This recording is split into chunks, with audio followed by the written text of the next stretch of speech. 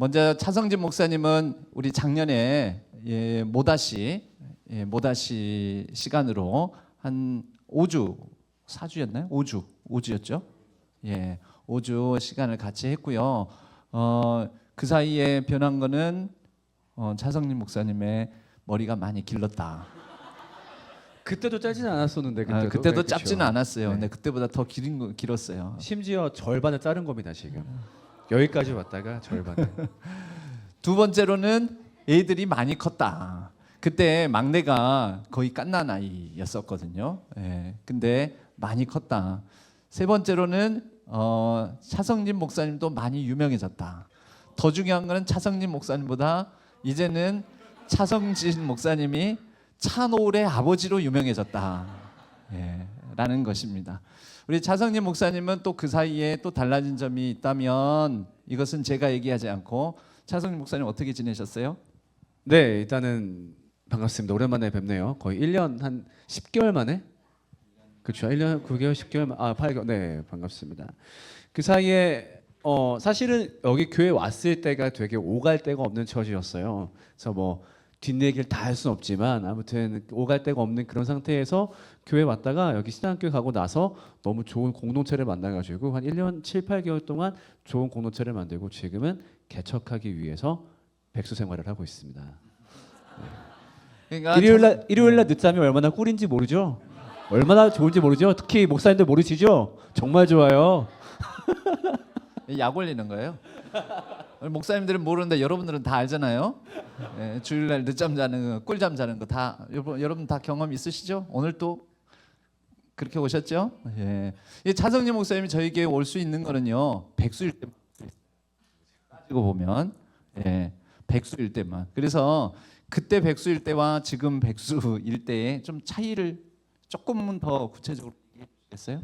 그때는 이제 타의적 백수였고 지금은 약간 자의적 백수인 상태. 그게 좀 다르지 않을까 싶어요. 그 사이에 그 오송 지역에 지금 세종에서 살고 있는데 오송 지역에 있는 청년부를 저희 교회 갔다가 그 다음 달부터 청년부를 맡아서 사역하시다가 지금은 차성진 목사님이 제가 보기에도 사실 알고 지낸 지는 이제 한 6, 7년 이렇게 돼가거든요. 근데 차성진 목사님이 어디에 매여 있을 분이 아니에요. 차성진 목사님 원래 군종 목사였었어요. 근데 군종 목사로서 조금 안정적이잖아요. 장교니까. 제가 처음 봤을 때는 대위였었어요. 대위. 군종 목사 대위였었는데 옆에서 보기에는 그때 이제 새벽이까지 둘째까지 있을 때 아니 조금 더 장기 복무를 해라 그러는데 군대에 더 못 있겠다고 하면서 어떤 뜻한 바가 있어서 그만두고 전역을 하고 의무 복무 기간 채우고 전역하고 나왔어요. 나와가지고 뭐 대책이 있냐 했더니 없대요. 도전 정신이 있고요. 본인이 인정하든 인정하지 않든 그 다음에 어디에 완전히 매여 있지 못하는 것 같아요. 근데 그게 다른 이유 때문에가 아니라 마음에 뜻한 바가 있어서 그래요. 오늘은 몇 가지 얘기를 좀 이제 그래서 청년 공동체를 오송에 있는 한 교회 청년부를 잘 세우시고 그리고 이제 또 뜻한 바가 있어서 이제 개척을 지금 준비하고 있어요. 여러분은 엠마오 연구소라는 채널 유튜브 채널 그 위에 저희 교회 왔다가 간 뒤에 우연의 일치인지 모르지만 구독자가 조금 늘었죠 그때? 그렇죠. 그 기간이 약간 떡상 기간이었죠. 그때 숫자로 치면 대략 한 1,000명 늘었던 것 같아요. 딱 그 기간쯤에. 이게 애매한 거예요. 신앙교회 덕분이다라고 얘기하기 너무 늘어가지고 살짝 애매하긴 한데 네 아무튼 그 기간에 딱 늘긴 했어요. 진짜. 우리는 자체적으로 우리 덕분이다. 우리 때문에 이 광주 지역에 여러분들이 뭐 구독하면은 또 옆에 친구들 이렇게 소개가 되잖아요. 그래서 본인은 잘 인정하지 않는 것 같지만 저는 무조건 우리 덕분이다라고 생각을 합니다. 그게 신앙이죠. 자, 그래서 오늘은 이렇게 제목을 잡아보았어요. 혹시 이거 띄워집니까? 네, 지금 띄웠습니다. 교회. 그 우리 차성진 목사님이 이제 교회를 세우고 싶은 이제 그동안 사실 많은 준비를 했어요. 제가 보기에는 한 6, 7년 그 전에 봤을 때부터 그리고 그래도 이렇게 쭉 교제해 오면서 보니까 교회를 세우는 핵심, 모다시, 거기에 복음, 그리고 사람, 그리고 청년 공동체의 최근의 경험, 이걸 통해서 오늘은 복음, 사람, 그리고 예배, 교회의 핵심적인 부분들, 이런 부분들을 함께 나눠 주실 거예요. 그래서 지금 저희도 이제 예배 공간 이렇게 했는데, 제가 여기 공사할 때 그래도 거의 매일까지는 아니지만, 완전 매일은 아니지만 그래도 자주 와서 보면서 어떤 마음이 드냐면, 야, 여기 뭔가 개척하는 기분이다, 이런 생각이 들었어요. 우리 청년부도 장소를 옮겨서 이곳에서 청년을 중심으로 한 교회가 2025년도에는 새로 이곳에서 개척이 된다, 이런 마음을 좀 품게 되었거든요. 그런 가운데서 우리 차성진 목사님과 더불어 오늘 나누는 얘기가 그 어떤 그 밑바탕에 좋은 기초, 좋은 어떤 디딤돌, 좋은 도전이 되었으면 합니다. 그러면 이제 차성진 목사님께 본격적인 토크 연결을 해야 하겠습니다. 네, 일단 이야기하기 전에 오늘 여러분들도 얘기하셔야 돼요. 여러분들끼리. 그래서 지금 임시로 조례 편성하는데 최소 3인. 여러분들 앉은 자리 근처. 이게 의외로 한 줄 얘기하기가 불편할 거예요. 끝에 얼굴 보기 힘들어서 가급적이면 앞뒤가 좀 좋긴 하거든요. 근데 편하신 대로 최소 3인, 최대 5인의 조를 지금 편성해 주세요. 지금. 우리 이따가 이렇게 얘기하자. 네, 한 명도 소외되지 않도록 자, 지금 바로 부탁드릴게요. 네, 지금. 네. 그 여기 왜 그 아직 어색하신 분들 조편성 안 될 거예요. 놓치면 안 돼요. 어색하신 분들 혼자 있지 않나 잘 파악하셔야 돼요. 우리 임원분들 잘 체크해 주세요. 임원분들 특히. 네, 이건 옛날에 임원분들이 우리가 하는 고전적인 게임 한 번만 하면 딱 만들어지는데, 네. 즐겁게 춤을 추다가 그대로 멈춰라 하면서 다섯, 셋 이렇게 하면은 금방 다 만들어지는데. 아, 목사님 춤추시는 거예요, 앞에서 그럼? 예. 그럼 가능합니다. 네, 네, 됐습니까? 예, 빨리 만드세요. 네, 자, 나는 아직 조편성이 안 됐다. 난 아직 조편성이 안 됐다. 안 됐다. 안 돼. 아직 안 되셨죠? 네. 지금 네, 저기 여자분 한 분, 네, 가운데 쯤 계신 분 혹시 미안해요. 손 좀 높이 들어줄래요? 네, 여기 조편성 안 됐거든요. 네, 자리 옮겨주시면 더 나을 것 같아요. 좋아요. 네, 혹시 또 나는 조편성 안 됐다 손? 안 됐다? 없죠? 좋아요. 저기 지금 방송 담당하고 있는 거기는 그렇게 한조예요? 네, 네. 네, 좋습니다. 사실 자꾸 호기심을 제가 못 참겠어가지고 혹시 오늘 아까 결혼하신다는 커플 너무 축하드립니다. 축하드리고 교제를 해서 이제 한 가정을 이루는 부부로의 새 출발을 하게 됩니다. 그 처음 결혼하시는 거 맞죠? 아니 왜냐면은 아니 뭐 그 아니 왜 그런 얘기했냐면은 목사님이 아까 소개할 때 혹시 기억하세요? 아까 나는 누군지 상황 다 모르잖아요. 목사님 아까 어떻게 소개했냐면은 자 또 결혼하는 형제가 있어요 하길래 되게 열려 있다. 1월 4일이죠. 1월 4일에 또 결혼하는 우리 청년 커플이 있습니다. 또 결혼하는 이걸 그게 편하게 얘기를 올해. 하는구나. 그래가지고 근데 나와서 하는데 분위기가 그게 아닌 거지. 뭐지? 그래서 계속 그쵸 그냥 처음이시죠? 그쵸. 올해 우리 네. 청년부에 결혼한 커플들이 좀 많았어요. 그래서 그래서 내가 말하는 또는 그 또예요, 그죠? 그래서, 형제 수식어 또가 아니고 네. 되게 또 어찌 보면 결혼하는 그 형제가 아니고 어찌 네. 보면 좋다. 되게 열려 있고 부담 없게 해주는구나 생각했다가 아닌 것. 그래서 결혼하니까 청년부를 떠나는 구조인 거죠. 이렇게 이해할 수도 있구나. 우리는 아무도 그렇게 이해 안 했는데. 결혼하면 떠나는 구조면 혹시 네. 아니 아닙니다. 자 나중에 돌아오고 그런 거 없죠. 네 그런 거 없죠. 네 그래도 그래도 할 계속 수가 없네. 진행하시죠. 그 다음으로 그냥. 알겠습니다. 자 앞에 뭐 너무 잘 보이시겠지만 같이 한번 읽어볼까요? 시작. 교회. 자 제가 퀴즈 하나 내고 시작할게요. 예수님이 사복음서 전체 마태, 마가, 누가, 요한 통틀어서 교회에 대한 언급을 몇 번 하셨을까요? 0번. 접근은 좋았어요. 땡. 몇 번? 아까 말씀도 읽었는데 그러네. 야. 몇 번 하셨을까요? 몇 번? 한 번? 하나만 더 써보세요. 2번. 예수님은 사복음서 전체에서 교회에 대한 말씀을 딱 2번밖에 안 하셨어요. 신기하지 않아요? 예수님이 교회를 소홀히 여기셨나? 그건 아닌 것 같아요. 나중에 요한계시록 보면 예수님이 나와서 교회 얘기 계속하세요. 근데 사복음서에서 예수님이 교회 얘기를 2번밖에 안 하세요. 심지어 어떤 책에서만 했을까요? 마태복음에서만 2번밖에 안 하세요. 이게 참 희한한 것 같아요. 어쩌면 그렇게 예수님이 교회를 중시 여기시는데 2번밖에 말을 안 했다라고 하는 건 이 2번의 언급 안에 우리한테 필요한 교회의 원리가 너무 다 녹아 있다라고 해도 과언이 아닐 거예요. 그래서 마태복음 몇 장과 몇 장에 있냐면은 마태복음 따라해 볼까요? 16장, 18장 이렇게 있어요. 자, 이렇게 제가 따라 읽으라고 하는 이유는 뭘까요? 오늘 저녁에 집에 가서 읽으라고요. 읽으실 거죠? 더 크게 아멘. 한 번 더 아멘. 좋아요. 네, 하나님께서 보실 거예요.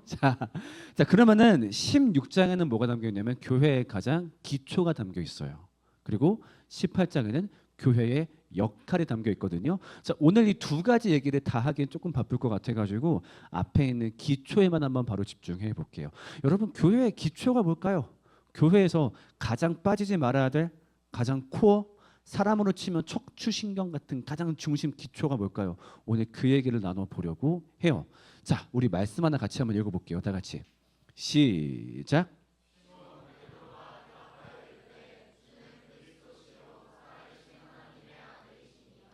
이거 너무 잘 알고 있는 말씀이죠. 어렸을 때부터 많이 봤었고. 자, 앞뒤 상황을 조금만 얘기해 볼게요. 마태복음을 보면은 어떤 책이냐면은 예수님이 하나님 나라는 이런 나라야 자 설교를 해요. 한 대충 한 12장까지. 그 다음부터 뭐가 나오냐? 유대인들이 예수님을 미워하고 싫어하고 배척하는 게 계속 나와요. 그러면 어때요? 마음이 좀 지치잖아요. 그러니까 우리 애들끼리 모아놓고 얘기를 하는 거. 우리 애들끼리 모아놓고서 야, 세상에서 사람들이 나보고 뭐라고 하디? 그러니까 이놈의 눈치 없는 제자들이 어떻게 얘기해요? 있는 그대로 다 얘기해요. 엘리야라던데요? 선지자라던데요? 막 얘기한단 말이야. 그러니까 예수님이 야, 됐고 알았어. 그만 얘기해봐. 그러면은 니네는 나를 누구라 생각해? 라고 했을 때 누가 등장했죠? 여기 나와 있는 시몬 베드로. 어찌 보면 예수님 앞에서 못 볼 꼴만 계속 보였던 그 베드로가 어찌 보면 인생에서 유일하게 예수님을 웃게 만들었을 때지 않았을까 싶어요. 그때 이 고백을 한 거죠. 시몬 베드로가 대답하여 이르되 주는 그리스도시요 살아계신 하나님의 아들이십니다. 라고 얘기하니까 예수님의 입이 어떻게 돼요? 찢어지십니다. 그래 복되도다. 이걸 알게 하신 이는 너희 육신의 아버지시가 아니요 하나님 아들이시고 막 엉덩이를 팡팡팡 치신 다음에 그 다음에 첫 번째 교회에 대한 언급이 나와요. 아까 봤던 말씀인데 한 번 더 읽어볼게요. 다 같이 시작. 내가 이 반석 위에 교회를 세우니 여기까지 다시 여기까지만 첫 줄만 시작. 내가 이 반석 위에 내 교회를 세우리니. 교회가 어디에 서 있는 곳이래요? 반석 위에 선 곳이래요. 근데 반석이 그렇게 어려운 말이 아니에요. 영어로 번역하면 그냥 rock, 단단한 곳에 섰다는 그런 뜻이에요. 근데 그 반석이 그러면 뭐예요? 아까 베드로가 얘기했던 거. 베드로가 얘기했던 그 말을 받아서 그래 내가 이 반석 위에 교회를 세울게. 그건 뭐예요? 교회의 반석은 곧 무엇이다? 베드로가 했었던 따라합니다. 신앙 고백. 시작. 한 번 더 신앙 고백. 시작. 이게 교회의 가장 근본이라는 거예요. 신앙 고백이. 베드로가 신앙 고백을 뱉었을 때 그래 내가 이 반석 위에 교회를 세울게. 네가 이제 이 고백할 줄 아는구나. 내가 지금 여기다 교회를 세울게. 그리고 여기 위에 세워진 교회는 절대 음부의 세력이 건드리지 못할 거야. 이게 바로 교회의 가장 기초 원리래요. 신앙 고백. 자, 그러면요 교회의 정의를 우리는 이렇게 내려볼 수 있을 것 같아요. 같이 한번 읽어볼까요? 기초 뒤에만 신앙을 시작. 네, 이게 바로 교회의 가장 기초예요. 상식적인 기초예요. 교회는 어떤 곳이라고요? 신앙을 고백하는 사람들의 모임. 이것이 바로 교회의 원리예요.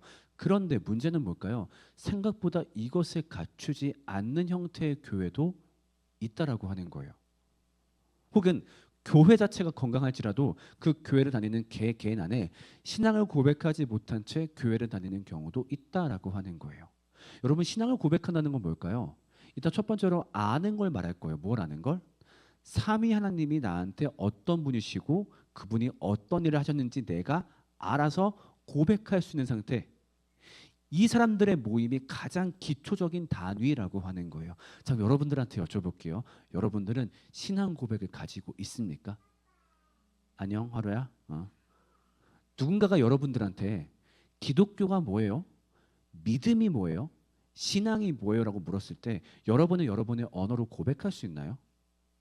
자, 우리가 아는 신앙 고백 중에 유명한 거 있죠. 뭐예요? 사도신경 맞아요. 그거는 이제 사도들의 고백이에요. 물론 이제 실제 사도의 고백은 아니긴 한데 좀 복잡하긴 한데 아무튼 자 사도신경의 내용을 딸딸딸 외우는 건 그게 신앙 고백은 아니죠. 그건 그들의 고백이었고 내가 내 언어를 가지고 기독교란 무엇인지 성경의 내용에 입각하게 설명할 수 있는가. 그 다음에 중요한 원리 그 사실에 감화되었는가. 이게 여러분들이 교회를 다닌다라고 한다면은 가장 먼저 물어봐야 될 질문이에요. 나는 우선 그 사실을 알고 있는가? 그 다음에 그 사실에 감화되었는가? 근데 참 무서운 게 뭔지 아세요? 여기에 굳이 감화되지 않더라도 신앙 고백을 굳이 가지고 있지 않더라도 우리가 교회에 대해 뭐 교회를 그럴듯하게 교회 생활하는데 아무런 문제가 없다는 거예요. 다시 한번 우리가 하나님이 어떤 일을 행하신지 몰라도 그걸 고백할 줄 모르고 그분이 어떤 분인지 잘 모르고 거기에 감화되지 않았어도 여러분들이 교회 생활을 하는데 그렇게까지 문제가 없어요. 자, 여러분 오늘 교회 생활 한번 떠올려 볼까요? 아마 여기서 봉사 꽤 하시는 분들은 아침 한 8시부터 교회 나오셨을 거예요. 그럼 지금 벌써 오후 한 3시 됐는데 꽤 오랜 시간 교회에서 봉사를 하고 있는 거죠. 그 모든 활동들 중에서 하나님 모르면 절대 불가능한 행동이 있던가요? 의외로 안 그럴걸요? 악기 연주하는 거 코드 치고 하면 되죠. 그렇죠? 애들 돌보는 거 어떻게 잘 돌보면 되죠. 정해진 시간에 예배 앉아 있는 거 그게 무서운 거예요. 자, 어떤 사람은 자신이 교회를 출석하는 것만으로 내가 그리스도인이라고 생각을 해요. 근데 성경의 정의는 달라요. 신앙 고백이 있어야 된대요. 그렇기 때문에 내가 그냥 교회를 출석하는 것 같고 난 그리스도인이지 그렇게 판단할 수 없다는 거예요. 자, 그러면은 지금부터 조금 무서운 얘기 한번 해볼게요. 자, 굳이 신앙 고백이 아니어도 교회를 만들어줄 수 있는 원동력, 잘못된 원동력이겠죠? 자, 첫 번째 뭐가 있을까요? 한번 같이 읽어볼까요? 시작. 막연한 종교 본능 무슨 얘기일까요? 사람은 누구나 마음속에 신을 믿고 싶은 마음이 있어요. 그 신의 모습은 어떨까요? 절대자, 짱센, 모든 걸 알고 나를 지키시는 분. 여러분은 그분이 하나님만 존재한다 생각할지 모르겠는데 전 세계 80억 인구 중에 종교를 믿는 사람들은 다 똑같은 신을 고백해요. 자, 예를 들면 여러분들 주변 분 중에 혹시 어르신들 중에 절 다니는 어르신들 근처에 계세요? 절 다니시는 어르신들? 뭐 좀 간혹 계신가요? 여긴 많이 없나요? 저 고향 쪽에 많이 있는데 그러면은 할머님들 아침마다 일요일 날 5시 일어나 가지고 막 절에 가세요. 가 가지고 정한수 떠다 놓고 하시고 그럼 그분들한테 물어봐요. 부처님이 어떤 분이에요? 그분의 신앙 고백을 어찌 보면 물어보는 거죠. 그분의 신앙 고백들을 어떻게 얘기한 줄 아세요? 소름 돋아요. 아이고 부처님은 말이요. 우리를 지키시고 우리랑 함께 하시고 그다음에 우리가 기도하면 그렇게 잘 들으시고 때로는 내가 잘못 살면 따끔하게 혼내기도 하시고 의외로 교회에서 하는 고백과 별로 안 달라요. 그냥 신을 믿는다. 하나님에 대해서 몰라도 돼. 하나님이 어떤 분인지 별로 알고 싶어 하지 않아. 그냥 짱센 신이 나를 지켜주시고 그분이 내 수호천사를 너무 좋아. 이것만 하고 있어도 교회 생활하는데 아무런 문제 없어요. 어찌 보면 좀 무서운 일이기도 하죠. 목사님께 여쭙고 싶어요. 혹시 약간 어른들 중에서도 좀 비슷하게 이런 종교 본능만 가지고서 신앙생활 하시는 경우도 있을까요? 뭐 통계를 내보진 않았지만은 한 6% 이상 되지 않. 실제 교회 생활에서 어떤 양태로 좀 나타나나요, 그게? 어떤 양태요? 네. 그 목회적 감으로 느껴져요. 저분 하나님 모르시는구나. 이제 직분자가 되고 난 다음에도 심지어 네. 그 집사, 권사, 장로님이 되시고 난 다음에도 이분 하나님 잘 모르시는 것 같은데라는 생각이 들 때가 있죠. 아차 싶죠, 근데. 예. 그래서 가끔 이제 어르신들한테 한번 여쭤볼 때가 있죠. 권사님, 저기 하나님이 어떤 분이에요? 이렇게 물어보면은 와가지고 아이고 말이야 내가 지난주에 병원 갔더니 류마티즘이래 이거는 못 고친대야 내가 기도를 열심히 했어 세상에 4주 만에 무릎이 딱 남겨 하나님 어떤 분이요? 우리가 아플 때 나를 고치시는 분. 그게 신앙 고백의 일부는 될 수 있겠지만 그게 절대 중심의 고백이 되면 안 되는데 성경 그렇게 말하고 있지 않은데 근데 무서운 건 그거예요. 그렇게 해도 교회 생활하는데 아무 지장 없어요. 그렇잖아. 찬양하는데도 아무 지장 없어요. 찬양할 때 눈물도 나요. 그렇잖아. 나를 아시고 나를 이해하시네. 아이씨 사회생활 그지같이 막 아무도 내 마음 몰라주고 근데 짱센 절제자가 내 마음을 알고 나를 위로한대. 그것만 있으면 사람은 종교적 본능 다 느껴요. 그러니까 이단에 가도 감화되는 이유가 그것 때문이에요. 자, 그 다음에 두 번째 원리 읽어볼까요? 시작. 착한 친구들은 교회에 나와 있으면 뭔가 그냥 내가 안정감을 느껴요. 내가 지금 뭔가 잘못된 삶을 살고 있지 않는다라는 안정감. 그러니까 반대로 일요일날 교회를 빠지게 되면은 내가 뭔가 되게 잘못하고 있다라는 어떤 불안감. 여러분들 경험해 본 적 있나요? 자, 한두 번 교회 빠져본 경험 다들 있죠? 있어요 없어요? 빨리. 자, 고개 끄덕끄덕 빨리. 뭐 대학 가든 직장을 가든 모종의 이유로 빠졌을 때가 있을 거예요. 그럼 그때 뭔가 불안감이 밀려와요. 그거는 신앙에 근거한 불안감일 수도 있겠고 아니면 어쩌면 어렸을 때부터 습관받아온 교육받아온 틀에서 벗어났다라는 불안감 때문일 수도 있을 거예요. 그래서 교회에 나와서 내가 굳이 무엇을 하지 않더라도 응? 나 지금 괜찮은 사람이야. 그 안정감 안에 머물러 버리는 경우만 갖고 있어도 역시 교회에서 하는데 아무런 문제 없습니다. 세 번째 오늘로 볼까요? 다 같이 시작. 동의하시나요? 성인분들도 좀 이런 게 많으시다. 아니 어찌 보면 어른들한테 좀 더 많으시지 않을까 싶기도 하거든요. 그렇죠. 예. 큰 교회잖아요. 그래도 저희 교회가 큰 교회니까 큰 실- 교회에서 실명 언급하진 마시고. 예, 큰 교회에서 인정 받으면 뭔가 이걸 교두보 삼아서 그 다음을 할 수 있다라는 생각을 가진 분들이 있죠. 없잖아. 예. 또 큰 교회 보통 그 정치인들은 작은 교회 잘 안 다니세요. 큰 교회 다니시는 거 보면 그런 것도 어찌됐든 그 교회를 통해서 인정받고 또 표도 얻고 그런 인정 욕구를 충족시키기 위해서 다니는 모습들이 있죠. 혹은 교회에서 어떤 특정 봉사 직분을 조금 이제 거기서 좀 이렇게 자존감을 얻으시는 분들도 아, 있죠. 그럼요. 네. 예. 그러니까 흔히 말하는 네. 여러분들도 들어본 적 있을 텐데 교회 밖에서는 별로 인정을 못 받는데 교회 안에서 열심히 하면 교회에서 그 인정 욕구를 충족이 돼가지고 또 그러다 보면 교회에서는 잘한다 하면서 이제 직분이 이제 소위 뭐 높아진다고 흔히 얘기를 하면서 그런 이제 직분 받는 것으로 자신의 자아 실현, 자아 성취를 하시는 그런 분들도 보이죠. 그렇죠. 이건 학생 청년 때도 비슷한 것 같아요. 뭐 앞에 나와서 하는 어떤 봉사를 한다든가 사실 그처럼 어떤 사회나 학교에서 칭찬받기가 상당히 어려운데 교회는 칭찬에 너그럽잖아요. 어떻게 하면 칭찬해줘요? 교회 나오면 칭찬하지 뭐. 올 때부터 아이고 왔어 하다 보니까 그 인정 욕구가 좋아서 그다음 이런 것도 있을 것 같아요. 어떤 조직 문화. 그러니까 이 조직에 대한 충성도를 가지고 상벌 시스템이 만들어졌을 때 여기서 내가 헌신하면 헌신할수록 내가 조금 더 인정받네. 아까 것하고 좀 연결되어 있는 것 같기도 해요. 이런 조직 문화만 잘 돌려도 역시 교회라는 곳이 돌아가는데 문제가 없어요. 마지막으로 카타르시스. 요거는 뭘까요? 요건 좀 제가 청년들한테 좀 할 얘기가 많거든요. 음악적인 카타르시스 때문에 교회로 오는 경우도 많아요. 요거는 좀 첫 번째하고 만나 있거든요. 그러니까 아까 얘기했던 막연한 신. 하나님이 어떤 분인지 몰라. 그냥 어떤 신을 따르는 그 상태에서 그 신에 대한 노래를 했을 때 사람한테 올라오는 쾌감이 있어요. 혹은 그러니까 신나는 곡을 고백할 때 올라오는 신남이라든가 아니면 슬픈 곡을 고백할 때 나오는 어떤 울음이라든가 그걸 고백했을 때 일주일에 스트레스가 확 풀리는 거죠. 근데 무슨 고백인지 몰라. 자녀들은 예언할 것이요 둔둔둔둔둔둔둔둔둔. 그럼 물어보죠. 야, 내가 물어보자. 너 아까 고백한 거 무슨 뜻이야? 자녀들은 예언할 것이요 청년들은 환상을 보고. 너 환상 봤어? 너 청년부라며 임마 환상 봤어? 몰라. 근데 너무 좋았대. 즐거웠대. 어쩌면 그건 하나님을 고백했다기보다 그 음악적 혹은 집단적 어떤 활동이 가지고 오는 카타르시스를 즐기는 경우도 있을 거예요. 그때 내 삶에 어떤 스트레스나 환희가 풀려버리니까. 그래서 무서운 거예요. 신앙 고백이 없어도 여러분들이 교회에서 활동하고 인정받고 심지어 나중에 성인이 돼서 직분을 받는 데까지도 아무런 문제가 없어요. 때문에 우리 스스로가 굉장히 활발하게 물어봐야 돼요. 뭘 물어봐야 되냐? 나의 교회 활동은 정말 신앙 고백에 기반하는가? 여러분들께 묻고 싶어요. 여러분들 오늘 하고 있는 모든 교회 활동 여러분들의 신앙 고백에 기반하고 있나요? 자, 예를 들면 이거 한번 물어봅시다. 여러분들 우리 예배 왜 해요? 왜 예배해야 돼요? 예배 안 나오면은 벼락 맞아요? 여러분 코로나 때 경험해봤죠? 어렸을 때부터 그렇게 알고 있는 사람들 많았을 거예요. 주일날 교회 빠지면 큰일 난다. 근데 코로나 때 빠져본 경험 대부분 있었을 거예요. 그렇죠?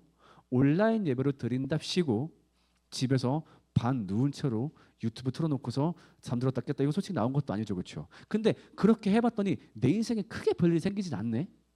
그럼 우리 예배 왜 해야 돼요? 원리적인 얘기를 해볼게요. 내 안에 그 신앙이 고백될 정도로 있어서 그 사실이 너무 기쁜 거죠. 삼위 하나님의 존재와 그분이 하신 일이 너무 기뻐서 우와 이거 너무 기뻐서 내가 표현할 수밖에 없어. 내가 당신을 기뻐합니다 라는 고백이 예배인 거죠. 이게 있어서 예배를 하는 거예요. 이걸 갖기 위해 예배를 하는 게 아니라 내가 마치 맛있는 걸 먹어서 맛있다라고 말하는 게 예배듯이 비슷한 게 뭐예요? 찬양도 마찬가지예요. 찬양을 여러분 은혜 받기 위해서 하나요? No, 전혀 달라요. 은혜 받은 자들의 기쁨의 고백이에요. 근데 어떤 경우는 몰라요. 그냥 음악이 만드는 기쁨에 흥겹고 코드가 만드는 기쁨에 거룩해져요. 그리고 아직 내가 하나님을 잘 모르지만 이거를 반복하다 보면 알 수도 있지 않을까? 혹은 찬양하다가 울면 하나님 만난 게 아닐까? 찬양하다가 어떤 신비한 사람 경험하면 하나님 만난 게 아닐까? 너 성경은 절대 그렇게 말하고 있지 않아요. 신앙 고백을 가진 자들의 고백이 찬양이에요. 일단 이것도 얘기해 볼까요? 여러분 교회에서 봉사 왜 해요? 안 하면 혼나니까? 엄마 아빠가 하라고 하니까? 아니요. 아까 얘기했던 그 신앙 고백. 그 삼위 하나님이 너무 기쁘고 즐겁고 좋은 거예요. 그래서 이분의 이야기가 더 멀리 퍼지면 좋겠는데 예를 들면 저기 멀리 할머니가 한 분 계신데 저 할머니가 이 좋은 얘기를 못 듣는데 그러면 내가 찬양 봉사 할 만하지. 이 좋은 이야기가 퍼질 수 있다면. 그 다음에 우리 교회 꼬맹이들 초등학생 애들이 말을 안 듣는데 전도사님이 이 좋은 얘기 하는데 얘네가 떠드는데 전도사님 혼자 컨트롤 못한대. 그럼 어떻게 내가 가가지고 조용히 임마 이렇게 봉사활동 하는 거죠. 이게 바로 봉사의 가장 기본적인 원리인데 아니야 일단은 봉사하다 보면 알게 될 거야. 일단 열심히 해. 열심히 하는 것 자체가 신앙이야 라고 오해하는 경우도 있어요. 마지막에 이 얘기도 한번 해볼까요? 여러분 헌금 왜 합니까? 헌금. 여러분이 의미를 모르고 헌금한다면 그거 사실 헌금이라기보다는 세금에 가깝죠. 헌금은 뭐예요? 역시 아까랑 만나 있는 거예요. 신앙 고백과. 그 사실이 너무 기뻐요. 너무 좋아요. 그래서 막 발을 동동 구르는 거죠. 예수님한테 물어봐요. 예수님 제가 너무 기쁘고 감사한데 제가 어떻게 하면 될까요? 예수님이 야마 나한테 고마우면은 딴 거 할 생각하지 말고 내가 시키는 거에 네 할게요. 그게 뭔데요? 응? 내가 너한테 준 사랑 기억하면서 뭐해? 이웃사랑해. 이웃사랑할 수 있는 제일 좋은 방법이 뭐예요? 돈 주는 거예요. 그 돈을 모으면은 조금 더 힘있게 쓸 수 있으니까. 근데 잠깐만 내가 정말 이 돈을 낼 정도로 감사하진 않는데 아니면 내가 정말로 이 돈을 낼 정도로 정말 내가 감격해 있나? 라는 질문을 한 번쯤 던져봐야 되는 거죠. 이 질문 던지지 않으면요. 여러분은요. 나의 70, 80까지 둥둥둥 흘러갈 거예요. 왜요? 그때 돼도 아무런 문제가 안 생기거든요. 저는 그걸 참 많이 경험했어요. 제가 이제 성경 공부를 할 때 제가 이제 70 드신 어르신들도 교육해 본 적이 있었거든요. 그러면은 저한테만 이제 얘기를 하시는 거죠. 그 교회랑 다르게 하다 보니까 그 교회 밖에서 하다 보니까 저한테 어떻게 얘기하냐면은 목사님 사실은 제가 이런 얘기 교회에서 한 번도 들어본 적이 없어요. 제가 나이 30에 마누라가 교회를 가야 된다 해가지고 교회 다녔더니 뭐 저기 교회에서 축구 모임 한다서 축구 모임 같이 하고 뭐 저 김장 한다서 김장 같이 하고 그렇게 했더니 어느 순간 나보고 집사를 받으래요. 어느 순간 나보고 장로를 받으래요. 장로 돼가지고 모임 가서 회식비 한번 내고 하니까 내가 좋은 장로가 되어 있어요. 나는 지금도 하나님이 누군지 잘 모르겠어요. 이런 고백 전 진짜 많이 들어봤어요. 어떤 분 저 앞에서 울었어요. 권사님 한 분 같은 경우는 왜 나는 이거 한 번도 모르고 신앙생활했을까요? 저는 그냥 열심히 왔다 갔다 하면 되는 줄 알았어요. 열심히 그냥 소리 지르면 되는 줄 알았어요. 신앙 고백이 먼저예요. 신앙 고백. 그래서 지금 여러분들이 뭘 하면 좋겠냐면요. 같이 한번 읽어볼까요? 시작. 내 안에 신앙 고백이 있는가? 네, 이게 바로 여러분들 오늘 대화할 첫 번째 주제입니다. 아까 조편성에 썼죠. 그 조언들과 한번 이 고백을 나눠보세요. 내 안에 신앙 고백이 있는가? 그러니까 이거를 말을 좀 풀어서 설명한다면은 하나님이 어떤 분이신지 그 신앙의 내용을 내가 알고 있고 그것을 고백할 수 있는가? 그 다음에 그 고백은 기독교적 가치관과 일치하는가? 그리고 난 정말로 그 사실에 감화되었나? 그리고 그 감화된 사실 때문에 내가 지금 모든 교회 활동을 하고 있나? 아니면 반대로 내 신앙생활이 신앙 고백이 아닌 다른 것 때문에 이루어졌나? 어떤 대답이든 여러분들한테 상당히 도움이 될 것 같아요. 좋은 대답만 말하지 않아도 괜찮으니까 지금부터 약 5분간 대화해 보겠습니다. 시작. 좋은 소식을 전하며 평화를 부르자 아름다운 하늘 가진 그대여. 자, 잠깐만요. 주제를 하나만 추가해 볼게요. 아니면은 이게 좀 더 재밌어 보인다면 이걸로 바꿔도 괜찮아요. 좀 들어보니까 많이 나오는 고백 중에 하나가 나는 그때 하나님을 만났다, 하나님을 체험했다 이런 고백들이 많이 있어요. 만약에 했다라고 한다면 그 기준은 무엇인지, 그리고 그 기준은 성경에 부합하는 것일까? 그렇게 얘기해도 좋을 것 같아요. 네, 계속해 봅시다.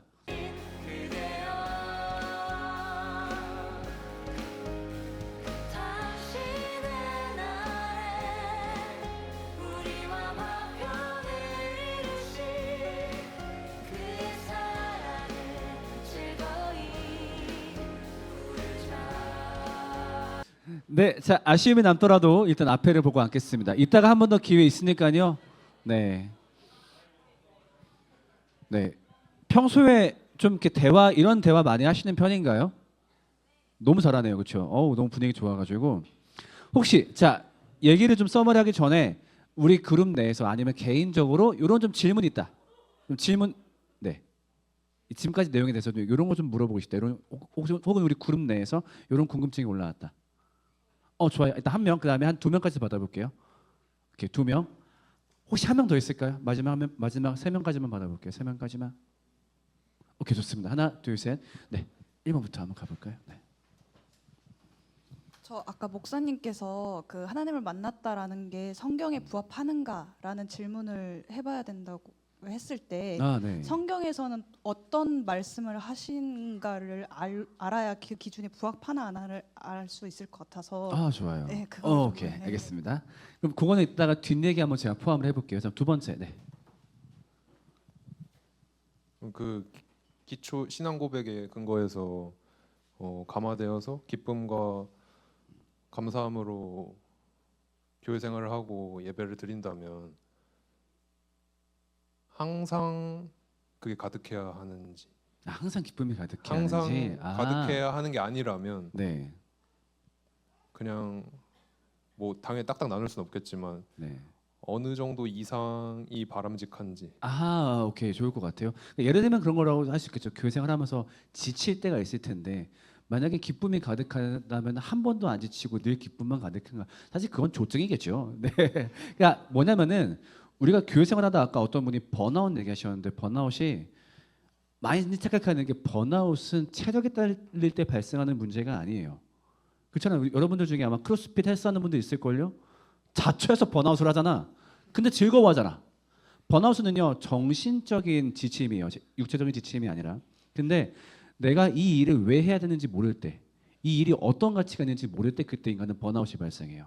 그랬을 때 육체적으로 힘들어. 나 오늘 좀 쉬고 싶어. 어제 막 회식 갔다고 너무 힘들어. 그런 거 있을 수도 있을 텐데 내가 이걸 왜 해야 될지 모르겠다. 까지는 아마 안 오는 게 정상이라고 생각이 들어요. 근데 만약에 그 정도까지 온다라고 한다면은 육체적으로 너무 부하가 온 게 아니까 그 정도는 점검해봐야 되겠죠. 그러니까 내 안에 기쁨이 있는데 내가 지금 막 잠도 못 자서 너무 힘들다. 그런 경우에는 봉사를 좀 조정하는 것도 제가 봤을 때는 좋은 선택인 것 같아요. 네, 3번째. 네, 저도 비슷한 맥락의 질문인데 네. 뭔가 좀 길게 해도 되나요? 좋아요. 네. 네, 그러니까 뭔가 그 1분 네. 정도. 네. 우리가 지진을 음. 그 눈으로 확인할 수 있는 것은 네. 좀 어떻게 보면은 그 수면 위에 진동이 일어날 때 저기서 뭔가 지진이 일어나고 있다 확인할 수 있듯이 이 신앙 고백도 뭔가 저뿐만 아니라 타인한테 신앙 고백이 있다 한들 저희가 그거를 들어갈 수가 없잖아요. 네. 아예 뭐 신이 아니니까. 그래서 결국 확인할 수 있는 건 제가 짧은 식견에 의해서 봤을 때 이 사람이 또는 내가 정말 신앙 고백을 있다고 하면은 그 겉에 발생하는 게 기쁨이라고 네. 생각합니다. 그러니까 이게 뭔가 감정적 고취와 뭔가 좀 헷갈릴 때가 있는데 네. 정말 이렇게 신앙생활을 한다 한들 막 찬양하고 이래도 솔직히 또 마찬가지로 힘들 때도 있고 그래서 아 이러면 내가 신앙 고백이 없는 건가? 약간 이렇게 헷갈릴 때가 많은데 네. 성경이 말하는 그런 기쁨이라는 게 어떻게 구분이 될 수가 있을지. 아 좋아요, 좋아요. 그럼 결국 누군가 신앙 고백이 갖고 있다라는 기준을 무엇으로 삼아야 되는가라는 네, 거죠. 맞습니다. 좋아요. 그럼 그것도 한번 뭐 뒤에 담아서 같이 얘기해 볼게요. 감사합니다. 네, 마이크 주시고. 자, 그럼 아까 얘기했던 하나님 만남에 대해서 한번 얘기해 봅시다. 아마 여러분들 조언서 얘기하다가 하나님 체험했어, 하나님 만났어라고 얘기하신 경우 있었을 거예요. 자, 저는 그걸 약간 좀 삐딱하게 바라봐 볼게요. 그게 다 가짜다 구라다 이런 얘기가 아니에요. 자, 보통 그런 사례를 좀 분석해 봤을 때 첫 번째 어떤 사례가 많이 있냐면은 내가 이루 말할 수 없는 기적 같은 일을 경험했을 때. 예를 들면 전 사실 인큐베이터에서 태어났어요. 그러고서 모든 선생님이 제가 다 죽을 거라 얘기했는데 갑자기 저희 할머니가 기도하시니까 선생님도 막 이루 말할 수 없게 갑자기 내가 건강해지면서 지금 이렇게 몸무게가 80이 됐어요. 자, 이런 고백할 때가 있는데 자, 내 얘기 아니에요. 아무튼 나 80 넘을 것 같은데 요새. 아무튼 자, 그럼 모종의 어떤 기적 같은 일을 경험했기 때문에 나 하나님 만났다. 이 이야기가 가지고 있는 최대 단점은 뭘까요? 맞아요. 무슨 말이냐면 그런 기적은 꼭 그리스도인에게만 일어나는 건 아니에요. 어찌 보면 그리스도인의 자발적인 해석의 결과일 수 있어요. 사실 인생 7, 80 사신 분들 모아놓고서 삶에서 신기한 일 말씀해 보세요. 두세 개쯤은 나와요. 교회를 안 다녀도. 근데 어쩌면 누구한테나 보편적으로 일어날 수 있는 운의 작용이었는데 거기다가 의미를 투여한 걸 수도 있겠고요. 그다음 두 번째, 그게 하나님의 일하심이 맞을 수도 있을 거예요. 우리는 그거 절대 부정하지 않아요. 근데 그랬을 때 하나님의 일하심이야. 그럼 하나님 만난 걸까요? 우리가 인지하는 거는 하나님이 계시구나 딱 그 정도일 거예요. 신의 존재, 하나님의 존재. 근데 성경 보면요, 하나님의 존재를 인지하면 하나님을 만났다고 얘기하나요? 마태복음 보면은 귀신들도 하나님을 고백하죠. 하나님이 분명히 원하시는 하나님 기준에서 이 정도면 네가 내 아들이야, 만남이야 라고 하는 영역은 분명히 있는 것 같은데 기적을 보고서 하나님이 계신가 봐, 그거는 거기까지 도달할 수 있는 일은 아닌 것 같아요. 이게 첫 번째고요. 그 다음 하나님 만났다고 보통 얘기하는 두 번째가 어떤 때일까요? 기도하다가 뭐 기도회에서 수련회에서 어떤 모종의 신비한 경험을 하거나 뭐 방언이 나오든 환상을 봤든 음성을 들었든 아니면 내가 이루 설명할 수 없는 갑자기 충동적 감정이 올라와서 울든 웃든 했을 때 나 그때 하나님을 만났어. 이게 가지고 있는 역시 치명적인 단점은 뭘까요?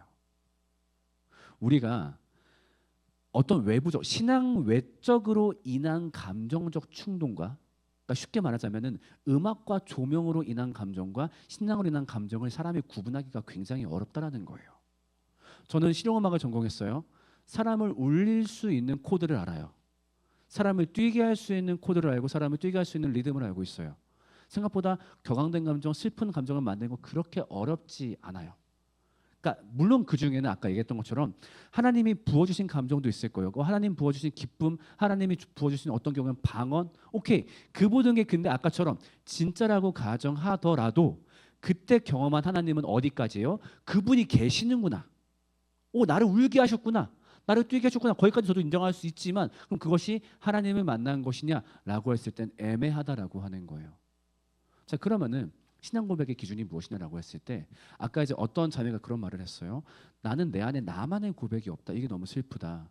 누구는 나 하나님 그때 만났어요. 어떻게 만났어요? 난 내 안에 고백이 없다. 나만의 고백이 없다. 근데요, 우리 모두한테 주어진 보편적인 고백이 있어요. 이걸 담고 있는 찬송가가 있어요. 예수로 나의 구주 삼고 성령과 피로써 거듭나니 이 세상에서 내 영혼이 하늘의 영광 누리도다. 예수로 인해 내가 거듭나서 이 땅에서 하나님 나라를 누리는 것, 이것이 신앙이에요. 그러니까 후렴에 뭐라고 고백해요? 이것이 나의 찬송이요, 이것이 나의 간증이요, 이것이 나의 찬송일세. 그러니까 간증이라는 건요, 어렸을 때 우리 집 사업이 망했다가 하나님께서 기도했더니 갑자기 비트코인이 터지고, 이게 간증이 아니라, 물론 부럽긴 한데 이게 간증이 아니라 우리한테 온 가장 귀중한 간증과 고백은 뭐냐면요, 나한테 구원이 주어진 것과 하나님 나라가 주어진 것. 근데 솔직히 말해볼게요, 우리가 어떻게 생각할 때가 많냐면은 이거 별로 안 감사해. 이거는 뭔가 시시해. 구원, 하나님 나라, 그러니까 예를 들면 누군가가 이번 주에 어머니가 병에서 나으셨어. 찐 감사해요. 하나님 감사합니다. 아니면은 뭐 내가 시험에 거기에 간당간당 붙을 말랑했었는데 맨날 모의고사 볼 때까지 어림도 없었는데 당일날 찍은 문제가 3개가 맞았어. 하나님 감사합니다. 근데 하나님이 날 구원하셨어. 애매해야 하는 케이스. 감사해야 한다고 알고 있는데 사실 그렇게 감사하지 않은 케이스.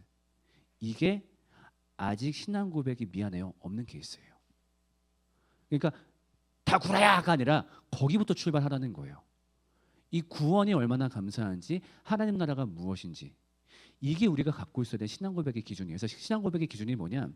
기쁨도 많은데요. 그 기쁨의 원천을 잘 봐야 돼요. 그러니까 교회 생활에서 기쁨은 막 있어. 근데 이분의 기쁨은 분석해 봤더니 어떤 기쁨이냐면 본인이 중산층에서 태어난 기쁨이야.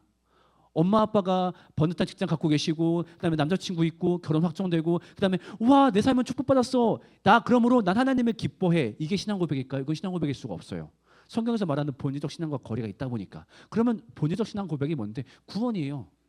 정말로 내 삶에 구원이 없다면, 누군가의 삶에 구원이 없다면 그 어느 걸 가지고 있어도 그 사람이 비참하다라고 진실로 그렇게 믿고 있는지.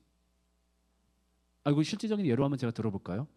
우리 아까 질문했던 청년 혹시 성함이 어떻게 되실까요? 강승범. 모태신앙이실까요? 그럼 보통 교회를 거의 한 번도 안 빠졌겠네요. 미안해. 오케이. 그거 패스하고 그냥 안 빠졌다고 합시다. 오케이. 그냥 너무 또 팩트로 가지 말고. 그러면은 그 사실에 기반해서 한번 물어볼게요. 태어나서 교회를 한 번도 빠지지 않은 강승범 형제의 삶을 태어나서 교회를 한 번도 가보지 않은 차은우의 삶과 바꾸라면 바꿀 겁니까? 바꾸 교회각이 없음. 안 바꿔요? 좋아요. 근데 주변에서 왜 웅성거려요? 본인도 괜찮다는데. 저는 바로 뒤에 앉아 있는 사람의 성함 어떻게 될까요? 교회를 평생 열심히 하는 이은경 자매의 삶과 교회를 한 번도 가보지 않은 삼성 이재용 회장 외동딸의 삶과 바꾸라면 바꿀 겁니까? 바꾸 교회각이 없음. 그렇죠. 저는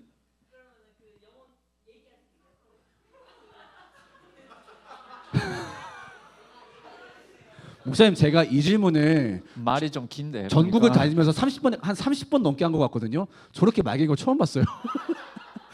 딱 하나예요. 땡기는 거예요 지금 본인도. 이라서 그래요. 그렇죠.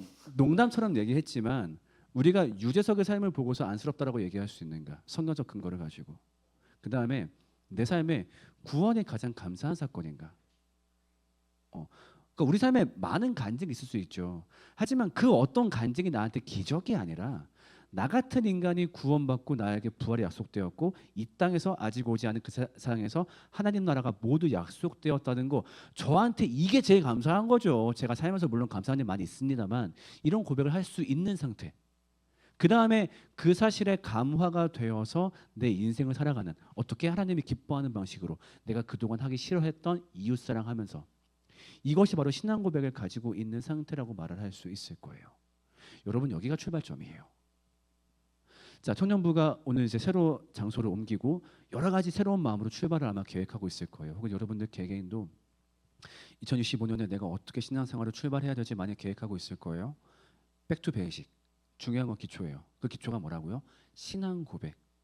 내가 성경에서 말하고 있는 그 구원이란 사건에 정말로 감화되었는가? 그 사실을 일단 잘 알고 있는가?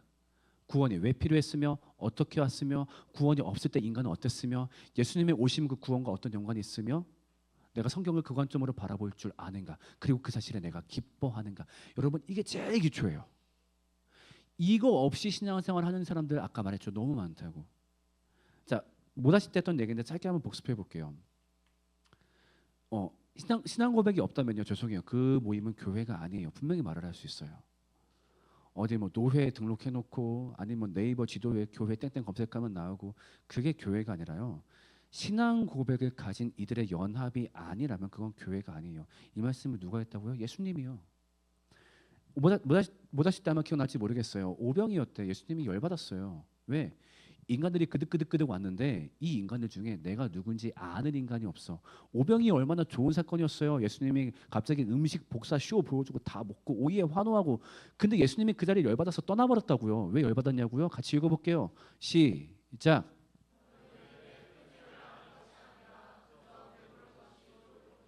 예수님의 고독이 느껴지나요?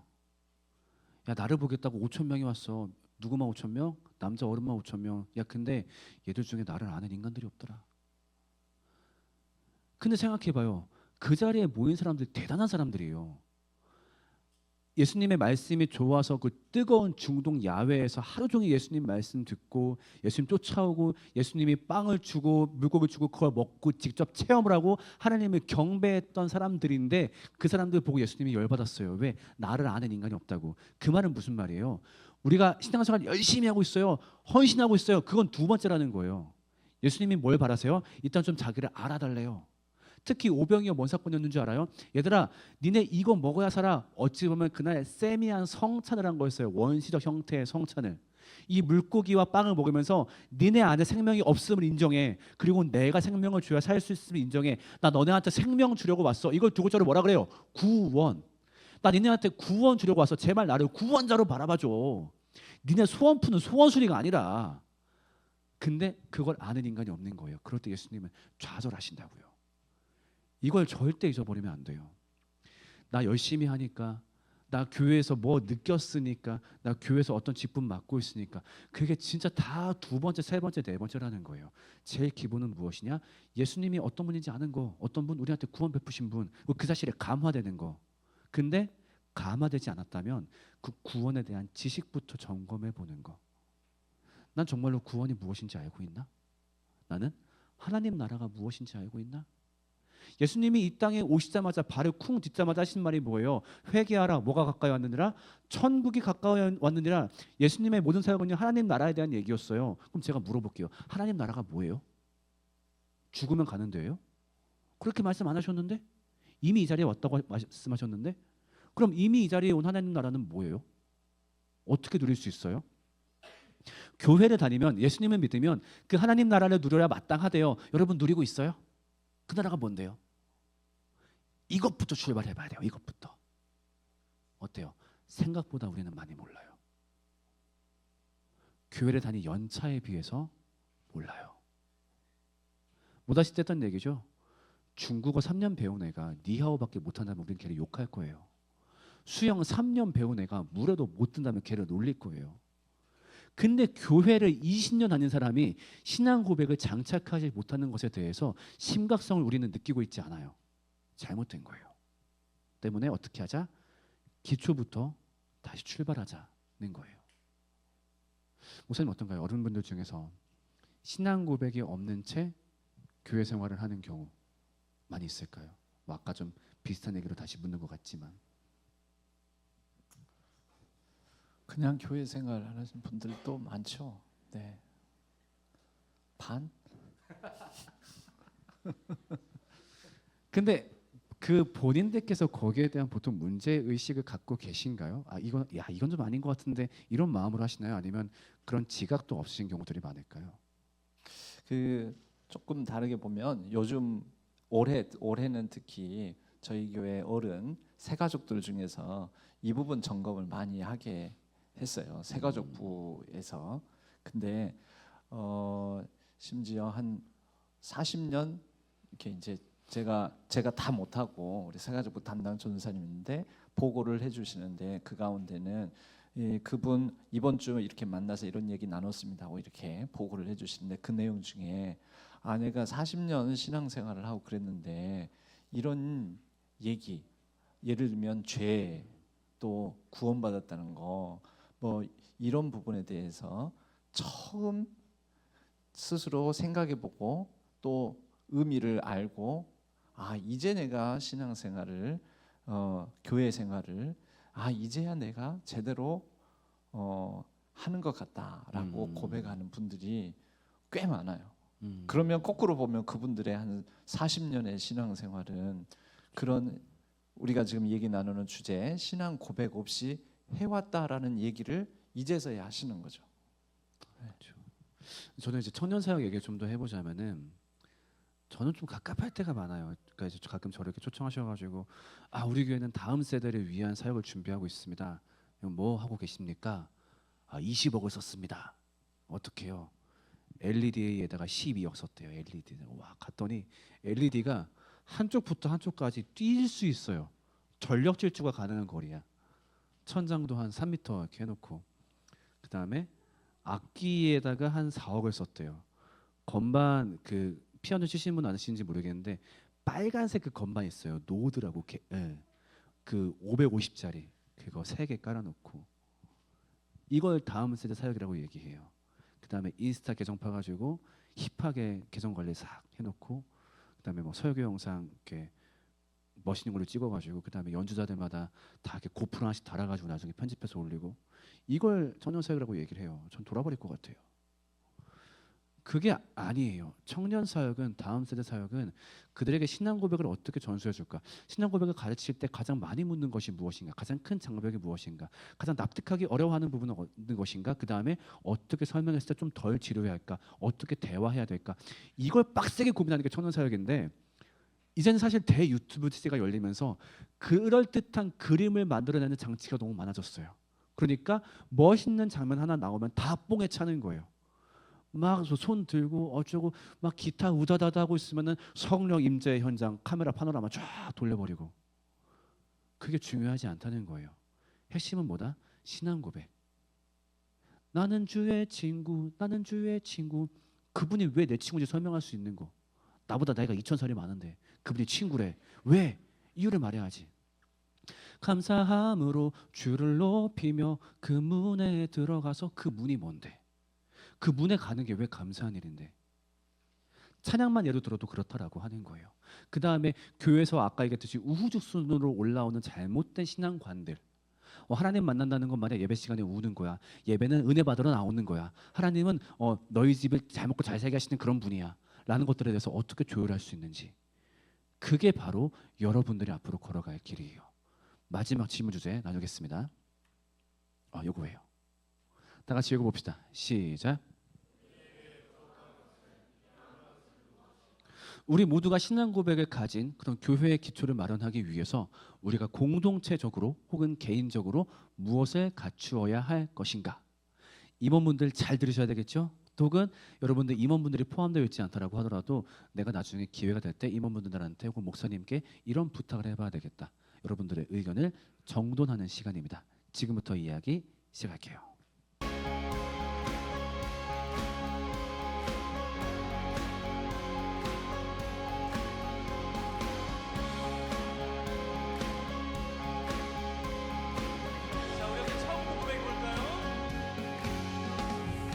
부러운 나를 덮어주시고 환하게 빛나는 새날을 주시네.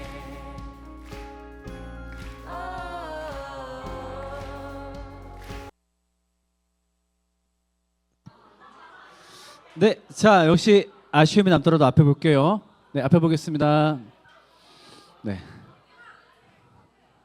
라라 남남 엄마, 떼떼 따따, 따따 따따, 뚜뚜 뚜뚜, 남남. 남남. 오케이. 네.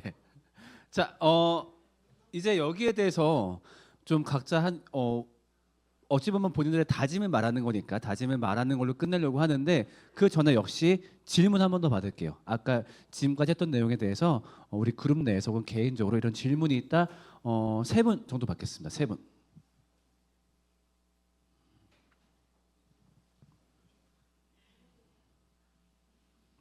애기 보니까 까먹었어요? 없습니까?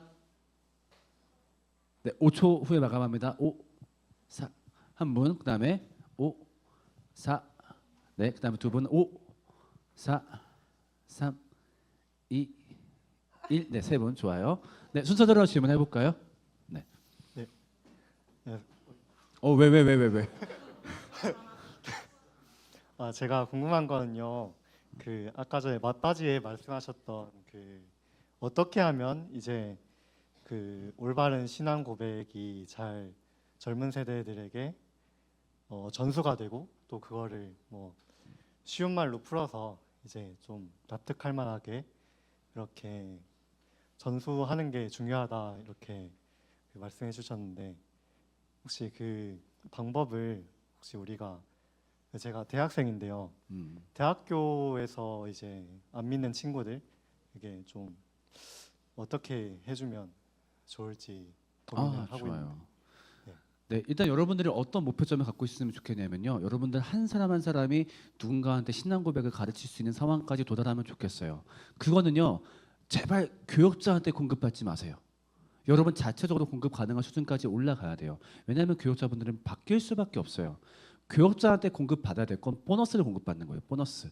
이분이 이런 말씀 잘하시네. 이분 저런 말씀 잘하시네. 근데 교회의 가장 코어를 떠나갈 사람한테 공급받으면 안 되는 거잖아요. 그렇죠? 그럼 어떻게 해야 될까요? 시중에 이런 기초적인 복음을 가르치겠다고 많은 자료가 나와 있어요. 그중에 어떤 거는 이게 좋고 어떤 건 저게 좋고 되게 많이 있을 거예요. 많이 연구하고 많이 실습해 보세요. 계속. 야, 이 규정 좀 애들 어렵대. 그럼 딴 걸로 바꿔보자. 그렇게 임상 데이터가 쌓여서 언젠가 여러분들만의 신앙 고백 전수 노하우가 생기도록. 그래서 많이 실패하고 많이 도전해 보면 좋겠어요. 네, 두 번째. 네. 저는 지금 질문에 대한 그 질문은 아니고 처음에 하셨던 이야기 중에 궁금한 게 생겨가지고 지금 질문을 드리는데요. 저희가 드리는 예배와 찬양이 은혜를 받기 위해서 하는 게 아니라 은혜를 받았기 때문에 하는 거라고 말씀을 해주셨는데, 그럼 아직 은혜를 잘 모르거나 받지 않은 친구들은 어떤 식으로 예배나 찬양을 해야 하는지 그게 맞아요. 궁금했어요. 원론적으로는 그분들은 예배나 찬양을 할 수 있는 상태가 아닐 거예요. 그렇죠? 그러니까 아직 맛을 몰라. 맛을 모르는데 어떻게 맛있다고 얘기할 거야? 그래서 둘 중 하나예요. 그분들을 배려할 것인가 아니면 배려하지 않고 그냥 모든 사람들이 그러니까 구원받은 자들의 고백을 위주로 예배를 이끌어갈 것인가. 저는 이거 두 가지를 다 봤었는데 두 측면 다 괜찮더라고요. 그러니까 구원받으면 저런 예배가 가능하구나라는 걸 보여주는 것도 나쁘지 않아요. 그러니까 왜냐하면 어떤 경우에는 너무 그 처음 모르는 사람들을 배려하겠다고 구원의 고백을 아는 사람들의 경배를 놓치는 경우가 있어요. 근데 사실은 그냥 저분도 저렇게 고백하는구나 그 자체가 어찌 보면 교육의 효과도 있거든요. 아니면 뒤집어서 대부분의 그룹이 아직 감화되지 않았다. 좀 심각한 상태다라고 한다면은 찬양과 예배, 특히 찬양에 그렇게 많은 힘을 안 쏟았으면 좋겠어요. 그러니까 예를 들면 내가 찬양팀이에요. 얘네 아직 그 고백 모르니까 뭐랄까 울게 해야 돼, 뛰게 해야 돼. 그때는 오히려 그게 안 필요해요. 오히려 뛰고 운다라고 한다면은 외부 요인에 의한 게 높다 보니까 오히려 그걸 굳이 지행할 필요 없고 그냥 약간 그냥 뭐 아닌 말로 약간 뭐랄까요 좀 이런 표현 어떨지 모르겠지만 그냥 몸풀기 노래 배우고 나중에 우리가 구원을 고백하게 되면 이런 고백할 수 있어요. 어떤 곡인지 아시겠죠? 딱 그 정도 마음을 좀 비우고. 그래서 두 가지 전략이 있는 것 같아요. 아예 마음을 비우거나 아니면 구원을 받은 사람들에게 합당하게 그런 쪽으로 예배를 이끌어가거나. 네, 한번 그런 어떤 전략적인 어떤 선택을 하는 것도 좋은 것 같아요. 좋습니다. 다음에 세 번째 어디 계시죠? 네, 좋아요. 네, 제가 이제 올해 1년간 사역을 하면서 느낀 거는 네, 혹시 이제 조금만 일어나줄 수 있을까요? 제 얼굴이 아프고. 네네. 네, 제가 감사합니다. 이제 네. 사역하면서 느낀 거는 리더들은 수가 많아도 부족하다고 항상 느끼는데요. 네. 이제 그런 리더들 자리를 이렇게 채워주는 사람들이 이제 매년 바뀌게 되는데 이제 셀 원으로서도 그렇고 셀 장으로서도 그렇고 조금 리더의 자리가 버거워 보이는 친구들.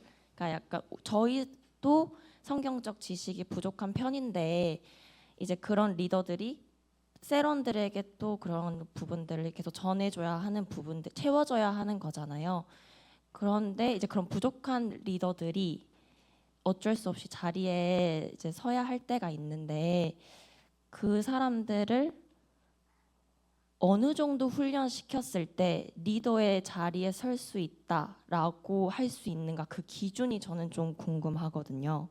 좋아요. 그럼 일단 전략을 두 가지로 나눌 수 있을 거예요. 지금처럼 그 리더한테 어느 정도 성경적인 지식을 가르치는 역할까지 부여할 거냐, 아니면 그냥 교재의 어떤 단위를 맞는 것만 부여할 거냐. 그래서 두 번째라고 한다면 거기에서 아무래도 좀 더 여유로워지겠죠. 근데 첫 번째라고 한다면은 그 리더를 할 수 있는 사람의 자격 요건 테스트가 있어야 될 거예요. 이 사람이 거쳐야 하는 교육 과정, 그 다음에 그 교육 과정을 잘 이수했다라는 확인 같은 경우, 그래서 어떤 교회 같은 경우는 리더십 과정을 따로 운영하고 있기도 하죠. 이런 것들이 이제부터 만들어 가야 돼요. 하나하나 대화를 하면서. 그러니까 어떤 것이 정답은 아닐 거예요. 그러니까 엄마한테 갈 거야? 오케이, 출발.